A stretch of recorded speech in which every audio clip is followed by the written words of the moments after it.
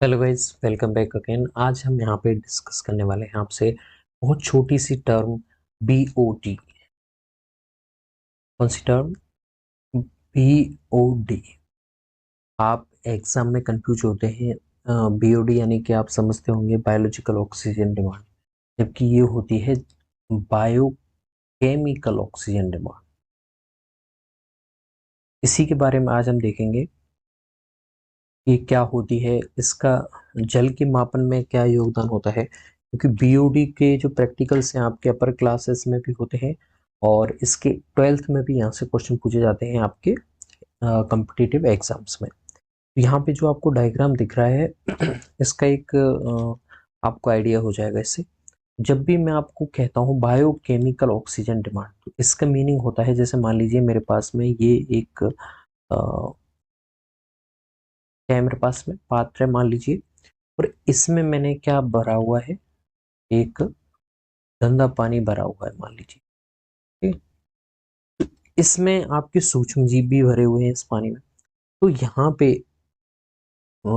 Oxygen demand होती है, यानी कि उन सूक्ष्म जीवों के द्वारा यहाँ पे जो कार्बनिक मटेरियल है उसके अपघटन के लिए जो ऑक्सीजन चाहिए, क्योंकि उन्हें भी रेस्पिरेशन करना है, तो जटिल पदार्थों को तोड़ना है। ठीक है, तो उस टाइम पे उन्हें ऑक्सीजन की जो डिमांड होती है उसे आप बोलते हो बायोकेमिकल ऑक्सीजन डिमांड।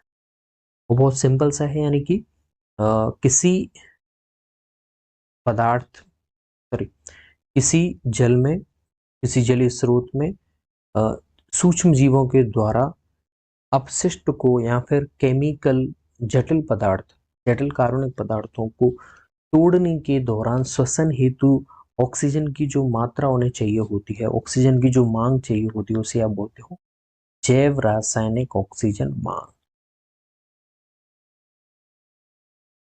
अब इससे आप कैसे माप सकते हैं कि जल स्वच्छ होगा कि नहीं? देखिए, जितनी ज्यादा और जितनी ज्यादा आपके श्वसन चल रहा होगा, उतना ही आपके क्या देखने को मिलेगा, ऑक्सीजन की डिमांड ज्यादा चाहिए। तो इससे पता चल रहा है वो कैसा है, प्रदूषित जल है, क्योंकि वहां पे रेस्पिरेशन बहुत ज्यादा हो रहा है, वहां पे कार्बनिक पदार्थ ज्यादा है, यानी कि वो बहुत ज्यादा प्रदूषित है। उस वजह से वहां पे उसे अपघटन करने के लिए जीवों को, सूक्ष्म जीवों को श्वसन की आवश्यकता है, इसीलिए उन्हें ऑक्सीजन की डिमांड की आवश्यकता है, क्योंकि वो भी श्वसन में क्या लेते हैं, ऑक्सीजन लेते हैं, CO2 छोड़ते हैं। ठीक है, तो जितना ज्यादा प्रदूषित जल होगा उतना ही वहां की क्या होगी, बायोलॉजिकल ऑक्सीजन डिमांड ज्यादा होगी। अब इस डायग्राम में देखिए, ये सांद्रता है और ये आपके क्या है, प्रवाह दिशा है।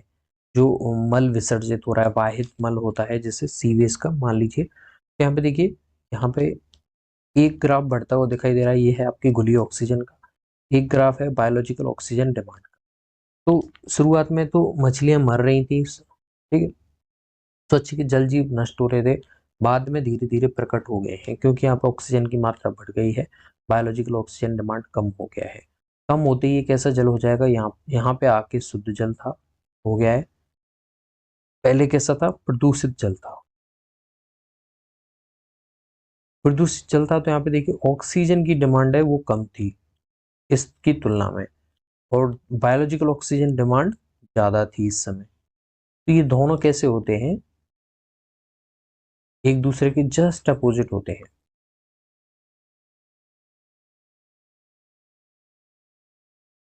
ओके, तो अगर मैं आपसे कहूँ BOD यानी कि बायोकेमिकल ऑक्सीजन डिमांड जितनी ज्यादा होगी उतना ही तुम्हारे जल कैसा होगा, प्रदूषित होगा।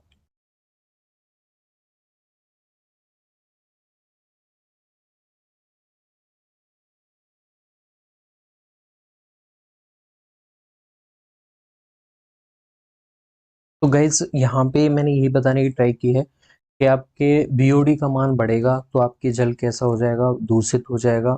जैसे ही जल दूषित होगा, तुम्हारे जल में घुलित ऑक्सीजन की जो है, ऑक्सीजन उपस्थित है उसकी कमी हो जाएगी, और उसकी कमी हो जाएगी तो तुम्हारे कैसे होंगे, जीव जंतु मरने लग जाएंगे। तो यहाँ पे इसीलिए मछलियां मरी थी, स्वच्छ जल जीवों का नष्ट इसीलिए हुआ था।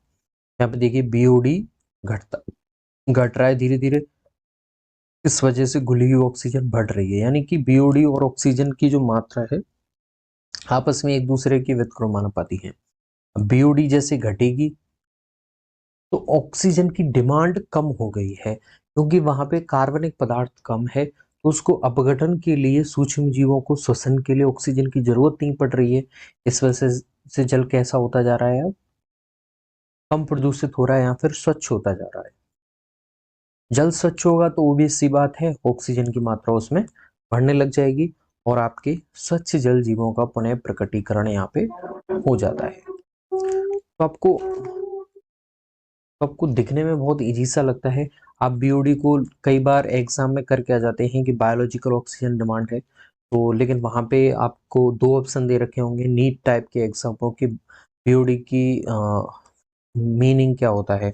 तो दो ऑप्शन में आप कंफ्यूज कर सकते हैं कि बायोकेमिकल है या फिर बायोलॉजिकल है, तो आंसर होगा बायोकेमिकल। ठीक है, क्योंकि रासायनिक पदार्थों को तोड़ना है किसके द्वारा, सूक्ष्म जीवों के द्वारा, और उन्हें श्वसन के लिए ऑक्सीजन की जो मांग है वो उसके ऊपर डिपेंड करता है। तो देखिए जैसे ही बीओडी कम हुआ है तो घुली ऑक्सीजन की मात्रा बढ़ गई है, और जब बीओडी ज्यादा था तब घुली ऑक्सीजन बहुत कम थी, तो एक दूसरे के व्युत्क्रमानुपाती होते हैं। तो ये हमने पढ़ लिया है बहुत सिंपल तरीके से कि बायोलॉजिकल ऑक्सीजन डिमांड और दूषित जल का क्या संबंध होता है।